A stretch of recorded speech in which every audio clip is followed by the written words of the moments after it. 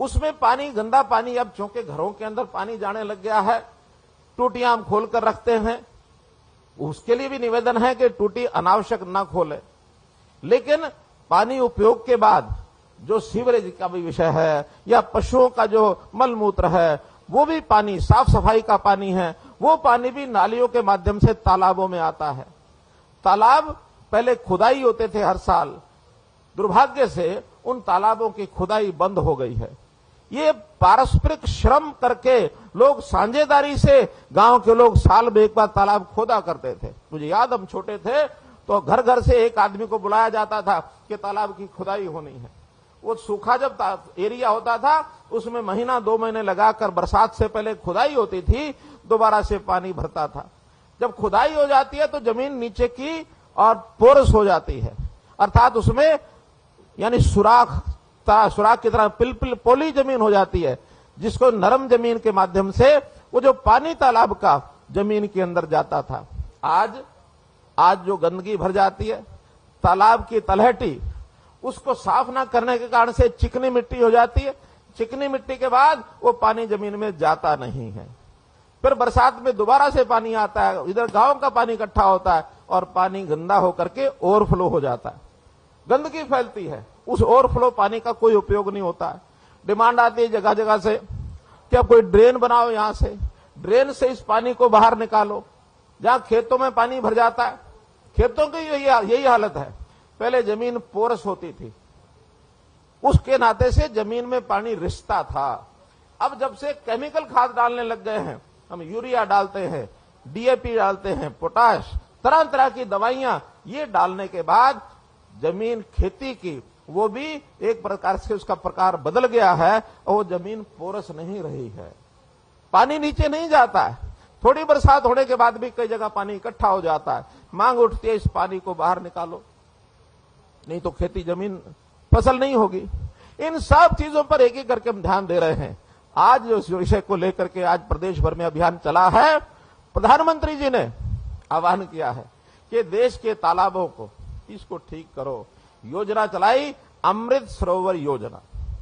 अमृत सरोवर योजना में देश के 50,000 तालाब, इनको हमको ठीक करना है। हरियाणा के 8,000 तालाब, इनको हमने ठीक करना है। हर जिले में टारगेट तय किया गया कि इस पहले चरण में 15 अगस्त तक हम हर जिले के 75 तालाब, अर्थात हरियाणा के 1600 तालाब, ये हम 15 अगस्त तक इस पर काम चालू कर दें।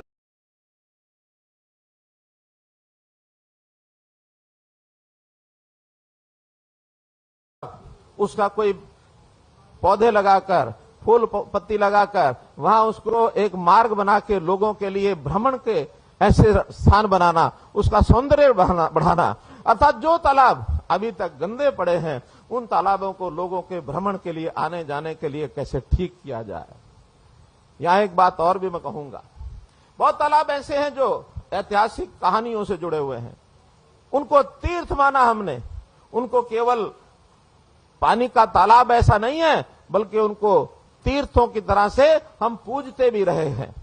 मुझे खुशी है, आप तो जानकारी है ही है, लेकिन मीडिया के माध्यम से सब लोगों को ये जानकारी मिले कि यहाँ का जो नाहरा का तालाब है, ये तालाब नाहर सिंह नामक व्यक्ति ने आज से और 900 साल पहले सन 1309 ईस्वी में उस व्यक्ति ने यहाँ तप किया था और उस तप के कारण से इस तालाब का निर्माण हुआ।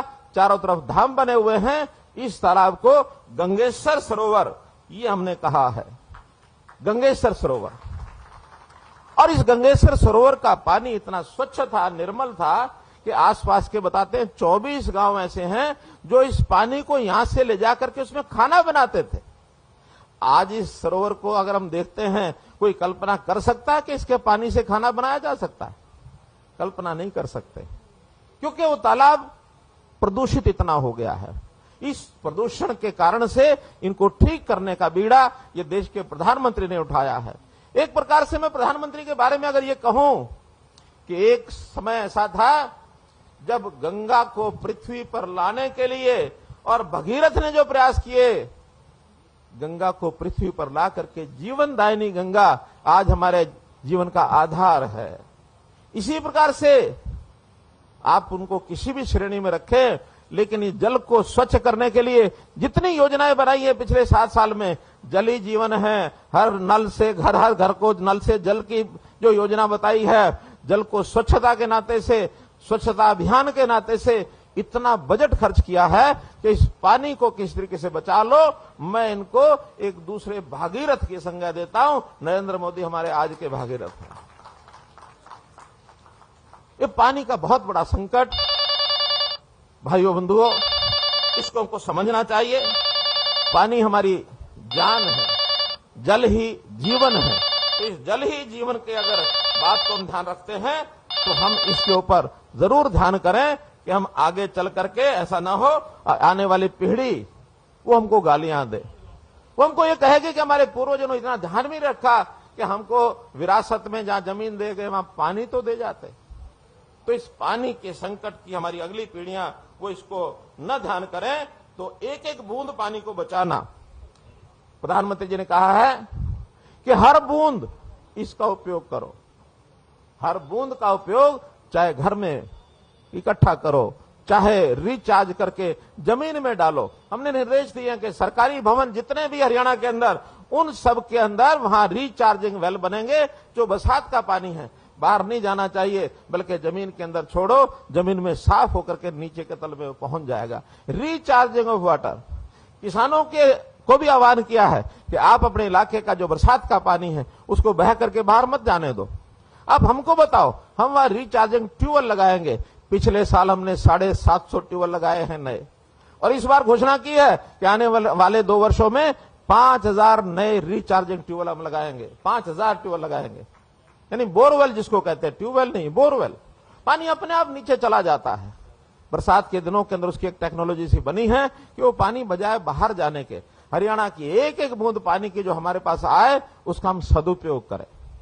जो पानी हम स्वच्छ कर रहे हैं, एसटीपी लगा रहे हैं, उसके लिए भी देवेंद्र सिंह जी यहां बैठे हैं, इनको हमने कहा है कि उस पानी का उपयोग या तो इंडस्ट्री के लिए यूज करें, इंडस्ट्री को भी पानी चाहिए, नहीं तो बागवानी शहरों के अंदर जो होती है, पार्क होते हैं, उसमें उपयोग करना चाहिए, और नहीं तो उस पानी का उपयोग हम खेती के लिए करें।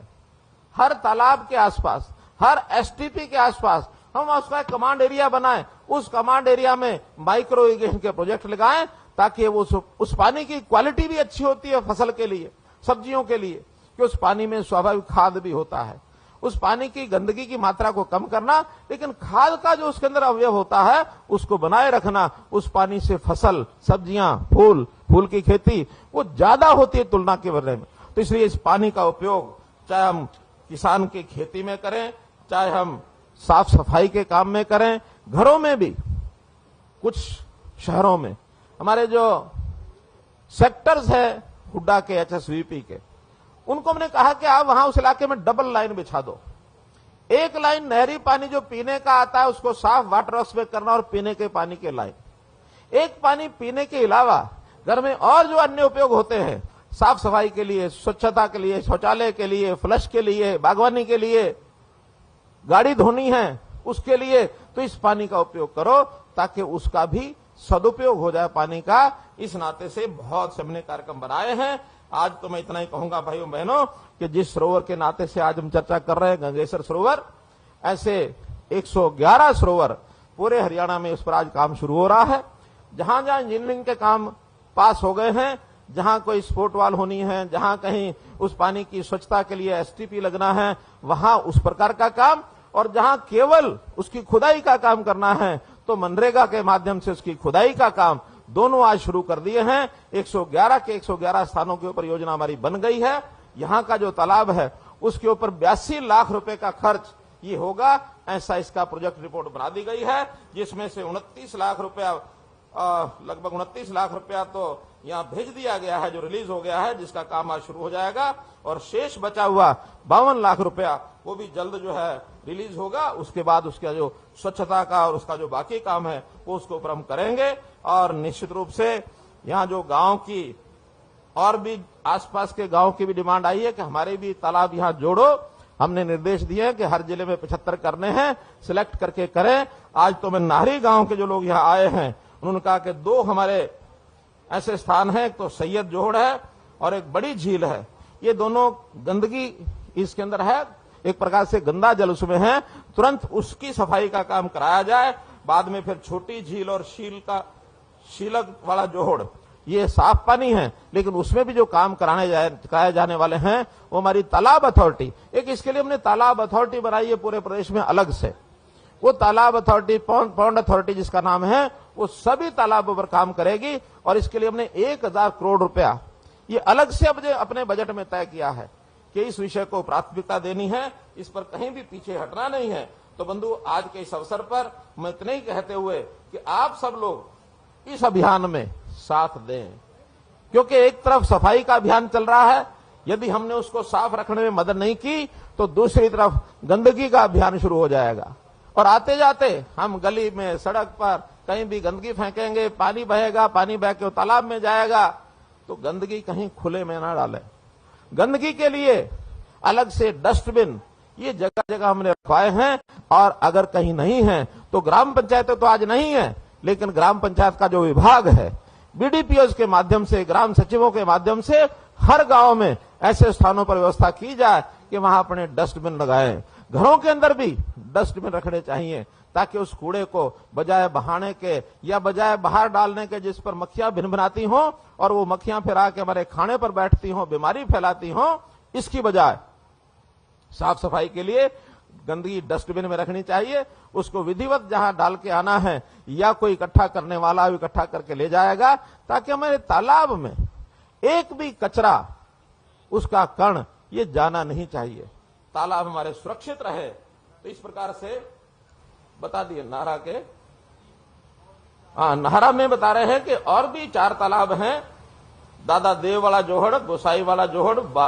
बाईद वाला जोहड़, माता वाला जोहड़, इन चारों का भी, गंगेसर तालाब के साथ साथ इन चारों का भी जो तालाबों का सुधारीकरण ये सब किया जाएगा। इसलिए मैंने बताया कि हरियाणा का कोई तालाब हम छोड़ेंगे नहीं। गांव के लोगों ने इसके अलावा भी कुछ और डिमांड रखी है, हालांकि जिले भर की डिमांड्स तो हम जब कोई जिले की रैली करेंगे उसमें बताएंगे, लेकिन जिस गांव में मैं आया हूं, मेरा फर्ज बनता, दायित्व बनता है कि वहां के कुछ कामों की घोषणा मैं ये अवश्य करके जाऊं। तो उस नाते से यहां गांव के लोगों ने भी खेतों के रास्ते जिनको पक्का करवाना है, ऐसे जिन रास्तों को चिन्हित करके भेजा जाएगा, उन रास्तों को पक्का कराया जाएगा। और इस पर कोई बहुत बड़ी राशि नहीं लिखी है कि केवल 70 लाख रुपए की आवश्यकता है, वो हम मंजूर करते हैं। अस्थल बोरवाड़ी मंदिर की गली का निर्माण ये ग्राम पंचायत के माध्यम से होगा। ग्राम पंचायत को हम हर साल, अब शुरू में अप्रैल में ही बजट भेज देते हैं, तो वहां का जो बजट आया है वो सारे जो छोटे काम है उस प्रकार से ये सब किया जाएगा। पशु अस्पताल के पास कम्युनिटी सेंटर, 1 एकड़ के अंदर एक कम्युनिटी सेंटर बनाया जाएगा, 1.5 करोड़ रुपया इसका खर्च आएगा, इसको भी मंजूर किया जाता है।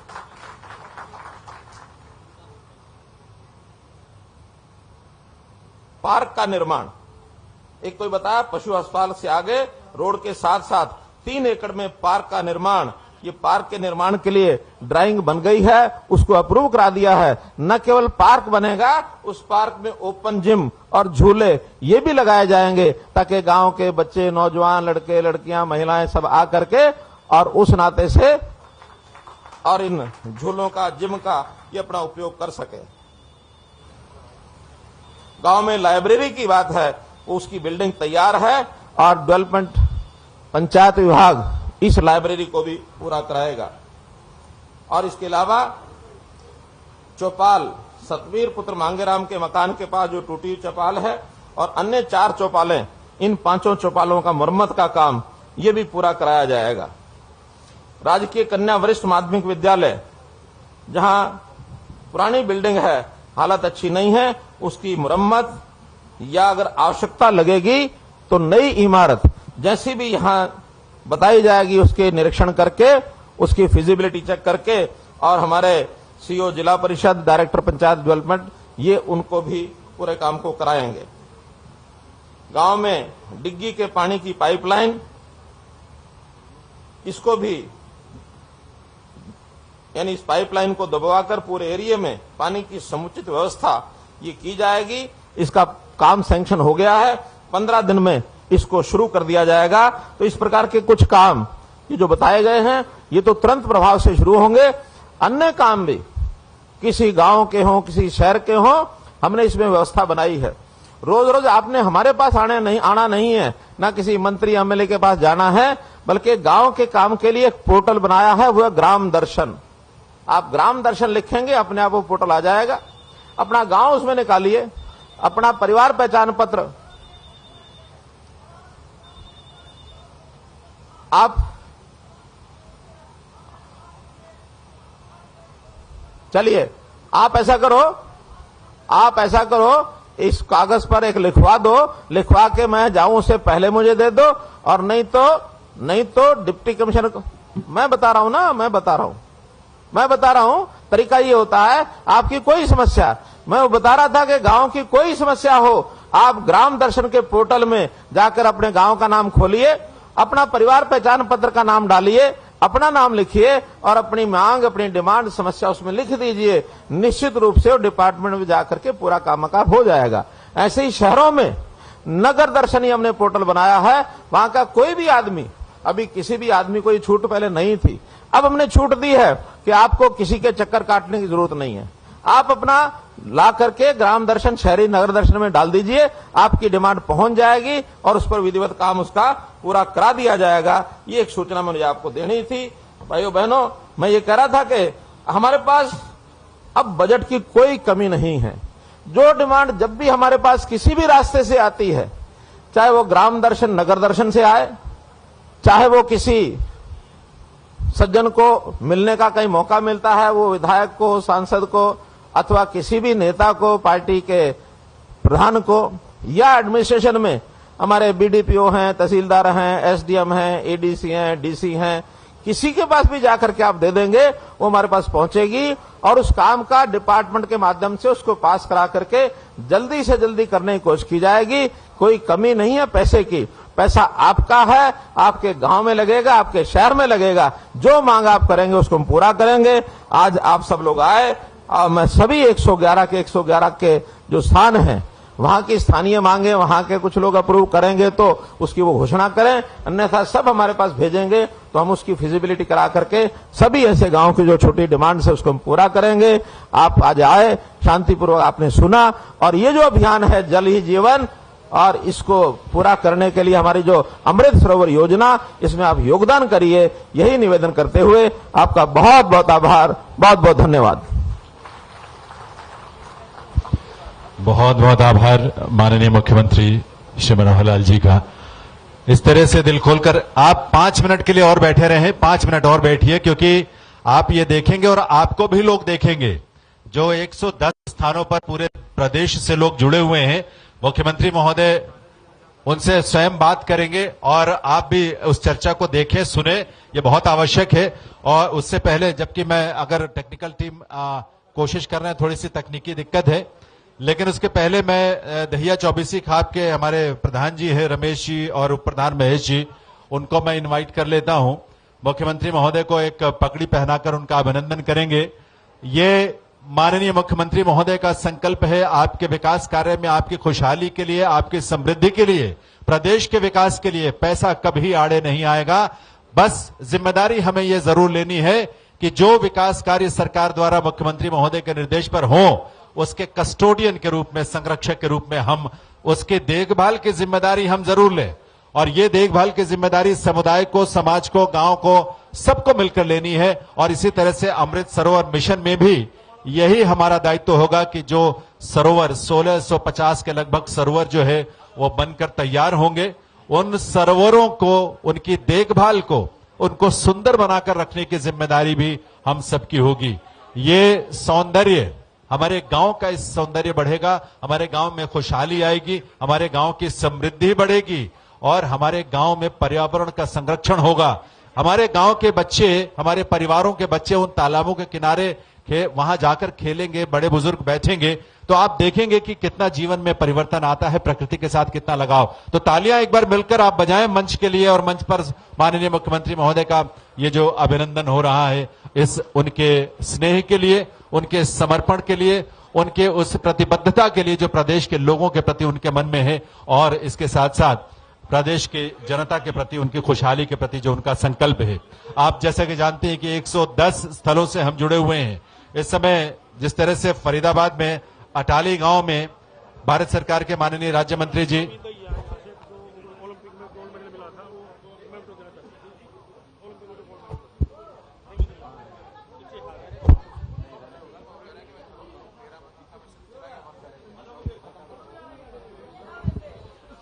और मैं इस अवसर पर निवेदन करूंगा, बहुत बहुत आभार आप सबके तरफ से, और आभार व्यक्त करने के लिए विधिवत श्री अमित झा जी जो कि एडिशनल चीफ सेक्रेटरी हैं विकास और पंचायती विकास विभाग के हरियाणा के। लेकिन उसके पहले रवि दहिया जो हमारे मेडलिस्ट हैं, उनकी तरफ से भी मुख्यमंत्री महोदय को यहां पर सम्मानित किया जा रहा है। तालियां आप सबकी तरफ से, क्योंकि मंच पर आप देख रहे होंगे इस दृश्य को। और रवि दहिया जैसे युवा हमारे इस समाज की, हमारे प्रदेश की शान है, जिन्होंने अंतर्राष्ट्रीय स्तर पर हमारे देश का गौरव बढ़ाया है, वो और उनके पिताजी और उनके स्वजन यहां पर वे सभी माननीय मुख्यमंत्री महोदय का अभिनंदन कर रहे हैं। हमें मालूम है कि हम सब बहुत अभिभूत हैं इस बात से कि मुख्यमंत्री महोदय आज इस गांव में पधारे हम सबके बीच में और वे आए। लेकिन अभी मैं निवेदन करूंगा सोनीपत के जिला प्रशासन की तरफ से, मैं निवेदन करूंगा Amit Jha ji additional chief secretary, धन्यवाद ज्ञापन के लिए।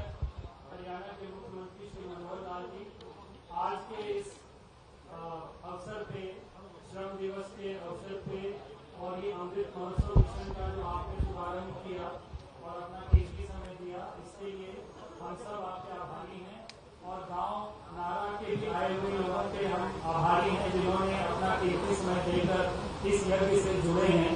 पूरे हरियाणा में स्वच्छ भारत ग्रामीण में पहले ही हरियाणा अग्रणी स्थान कर चुका है और अब स्वच्छ भारत ग्रामीण का दूसरा चरण देश में शुरू हुआ है, जिसमें गंदे पानी की निकासी और गांव का वातावरण स्वच्छ और साफ रखने का आह्वान किया है प्रधानमंत्री जी ने। तो आज गांव वालों से हमारी भी अपील है, मुख्यमंत्री जी ने भी अपील करी है।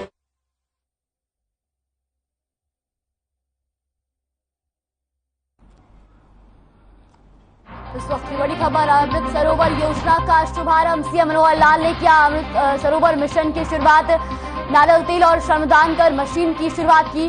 धान के लिए ज्यादा पानी लगता है और उन्होंने ये भी कहा हर साल 1 लाख एकड़ जो है तो अमृत सरोवर योजना का शुभारंभ किया है। आपको बता दें कि सीएम मनोहर लाल ने की अमृत सरोवर मिशन की शुरुआत, नारियल तेल और श्रमदान कर मिशन की शुरुआत की। और धान के लिए ज्यादा पानी लगता है, उन्होंने ऐसा भी कहा हर साल 1 लाख एकड़ धान की बिजाई की जाएगी, ये भी उन्होंने कहा। तो इस वक्त की बड़ी और अहम जानकारी, जहां सीएम मनोहर लाल ने की अमृत सरोवर मिशन की शुरुआत, नारियल तेल और श्रमदान कर मिशन की शुरुआत की। धान के लिए ज्यादा पानी लगता है ऐसा सीएम मनोहर लाल ने कहा। वही कहा कि हर साल 1 लाख एकड़ धान की बिजाई कम हो रही है, ऐसा भी उन्होंने कहा है। सीएम मनोहर लाल ने अमृत सरोवर योजना की शुरुआत की है। मैं आपको बता दें कि नारियल तेल और श्रमदान कर मिशन की शुरुआत की है। साथ ही उन्होंने कहा कि हर साल 1 लाख एकड़ धान की बिजाई जो है वो कम हो रही है, तो ऐसा भी उन्होंने कहा।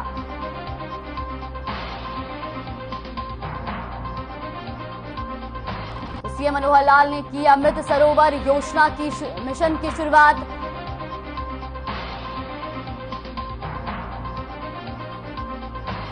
तो आजादी के अमृत महोत्सव के तहत अमृत सरोवर योजना का शुभारंभ किया। आपको बता दें कि सीएम मनोहर लाल ने अमृत सरोवर मिशन की शुरुआत की है। नारियल तेल और श्रमदान कर मिशन की शुरुआत की है। तो धान के लिए ज्यादा पानी लगता है, ऐसा भी उन्होंने कहा है।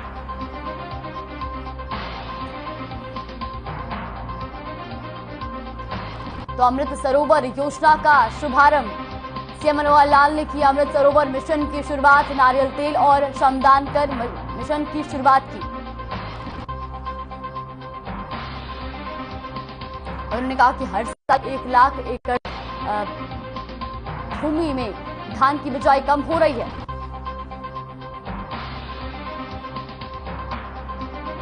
उन्होंने कहा कि धान के लिए ज्यादा पानी लगता है, हर साल 1 लाख एकड़ धान की बिजाई कम हो रही है, तो ऐसा भी सीएम मनोहर लाल ने कहा। ये आपको बता दें कि उन्होंने अमृत सरोवर योजना का शुभारंभ किया है। तो नारियल तेल और श्रमदान कर मिशन की शुरुआत की गई है।